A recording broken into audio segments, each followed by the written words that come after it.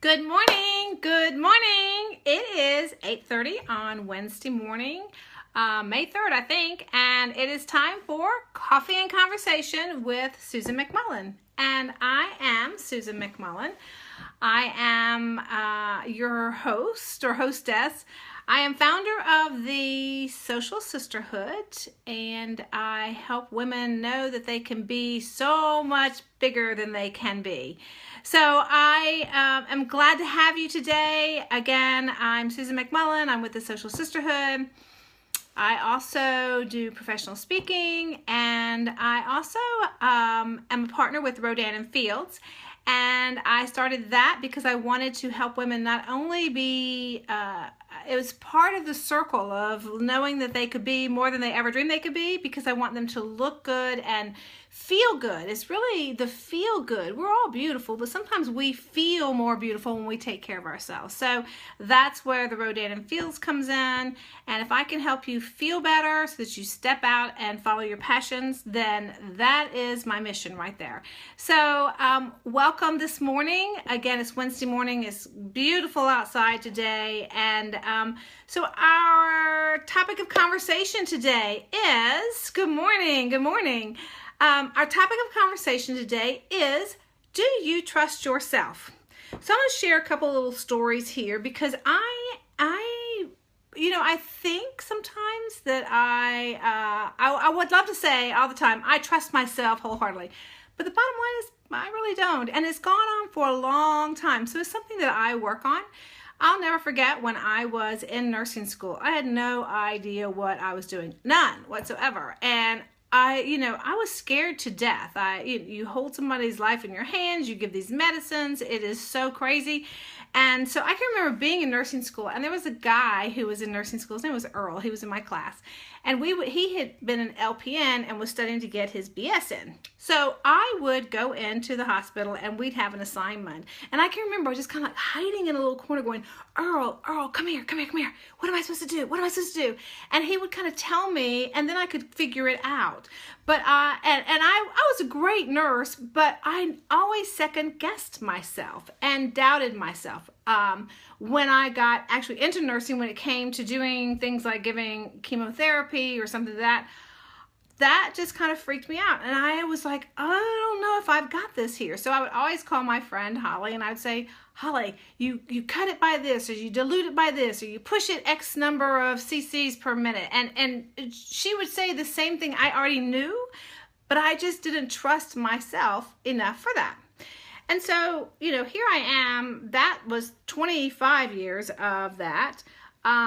Doing things in, making calls with kids as they were growing up. I can't tell you how many times I got the Mother of the Year award because I was like, well, I think it's nothing, and then it was a broken wrist, or I think it's nothing, and my kid went into, from a bee sting, an anaphylaxis thing, and I can't trust myself, I feel like. Follows you into business too. It follows you into everyday life. And it's a haunting kind of feeling when you feel like you don't have what it takes to trust yourself and to move forward and make those decisions. And really and truly, most decisions are not really life and death decisions.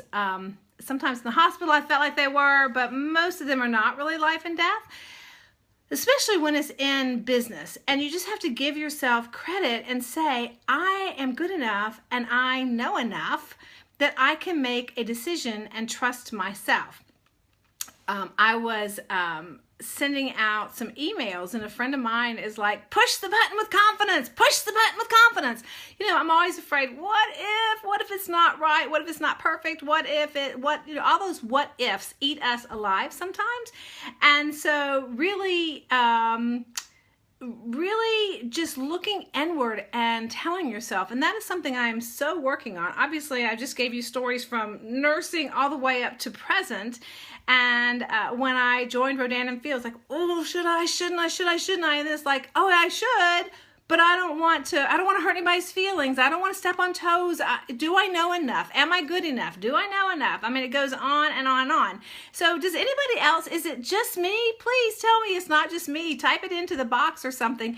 But I work on that all the time, telling myself every day, those I am statements. My friend Jane is like, you need to say the I am statements. I am good enough. I know enough. I am smart enough.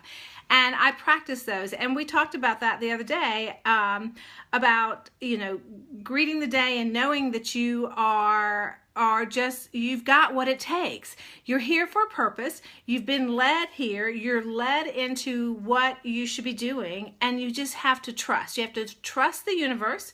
Trust the divine that you are here, and trust within yourself. Trust and know that you have got this, and do not let that chatter in your head stop you. So again, trust yourself. Trust. And if you need to write that down and put it on a sticky note so you see it every morning.